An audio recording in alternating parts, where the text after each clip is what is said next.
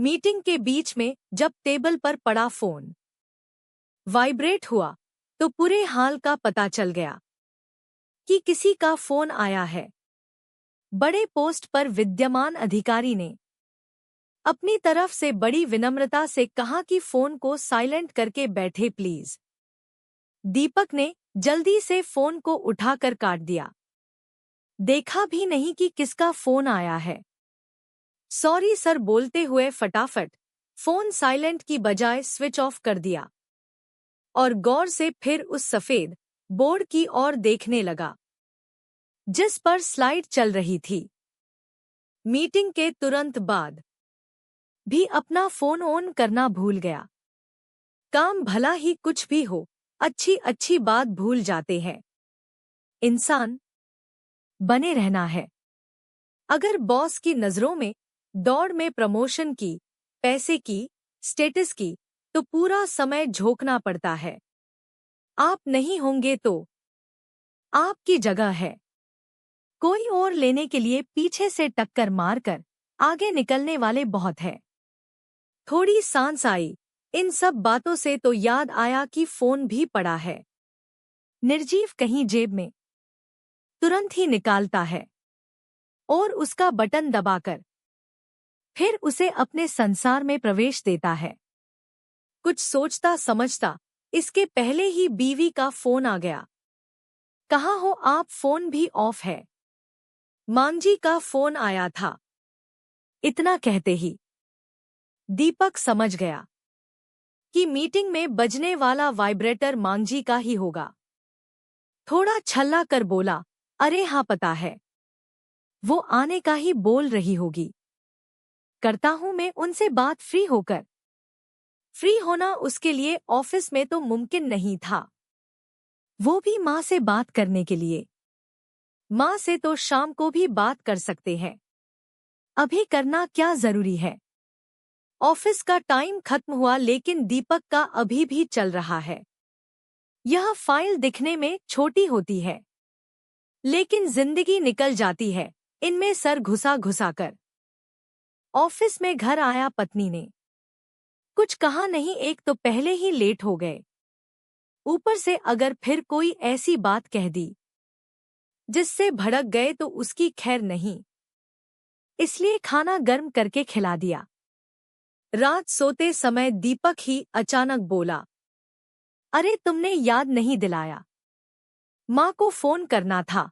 पत्नी बोली, कहाँ करते, यह आपका ऑफिस थोड़ी है जो रात 12 बजे तक खुला रहे।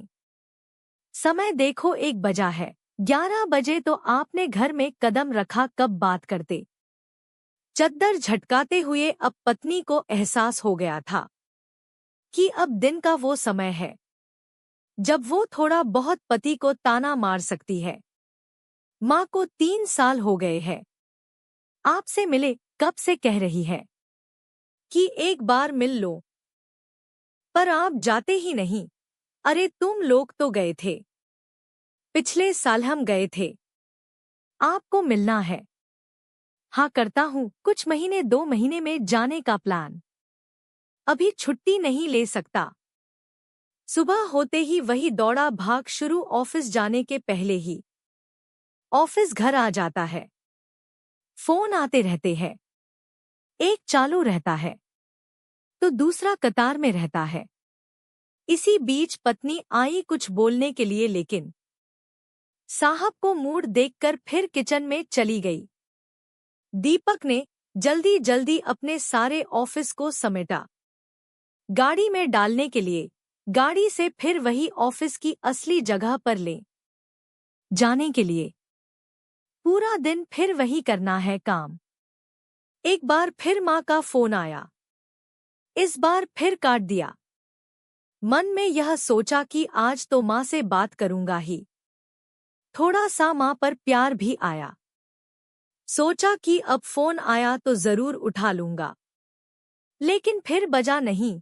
मन किया कि करे बात, लेकिन फिर दूसरा मन आ गया, कहने की करेंगे ऑफिस के बाद।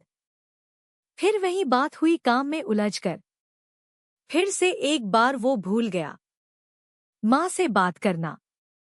शाम को ऑफिस से जाने में फिर लेट हो गया। घर गया तब दीपक को पत्नी को देखकर याद आया कि आज उसने भी फोन नहीं किया।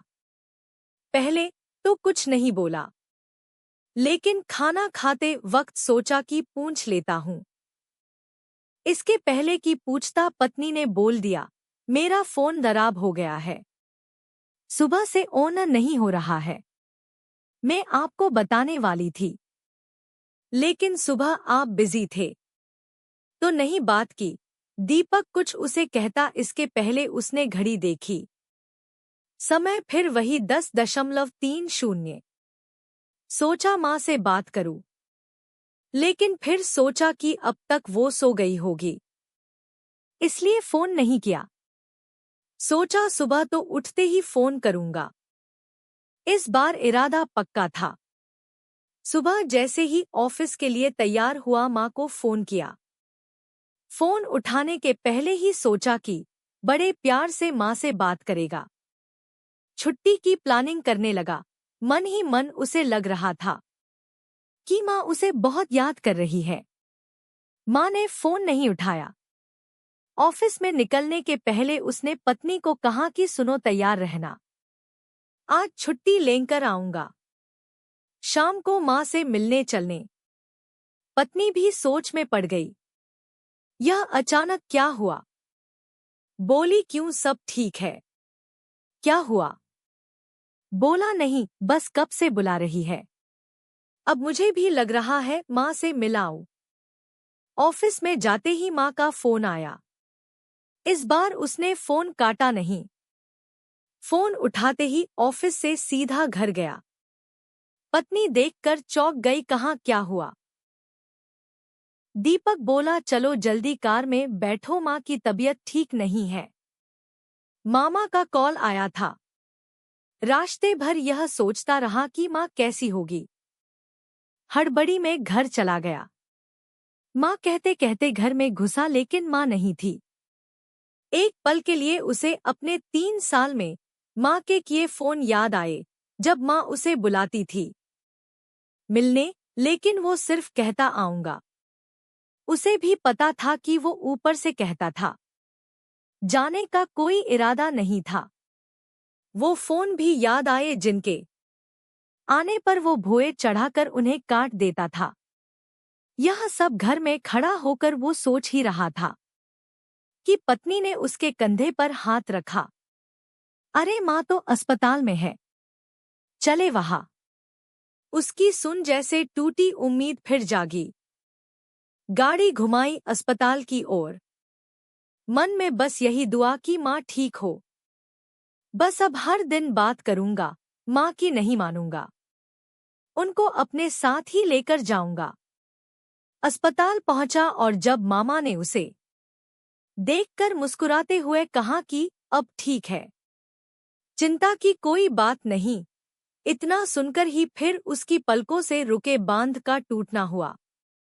बच्चों की तरह रोया। माँ के कमरे में गया तो माँ ने कहा, अरे रोता क्यों है? अभी नहीं मरने वाली, ठीक हूँ, बेवजह तुमको परेशान किया। मैं यूं भैया को कह रही थी कि मत बुलाओ, उसे काम होगा। हाथ पकड़े माँ को कहने लगा, माँ में अच्छा बेटा नहीं हूँ। माँ, नहीं, तू तो बहुत अच्छा है, तभी तो दौड़ा आया। मेरे भाग अच्छे हैं, इतनी फिक्र करते हो। उस पल दीपक को लगा कि वो माँ को फिर नहीं देख पाएगा।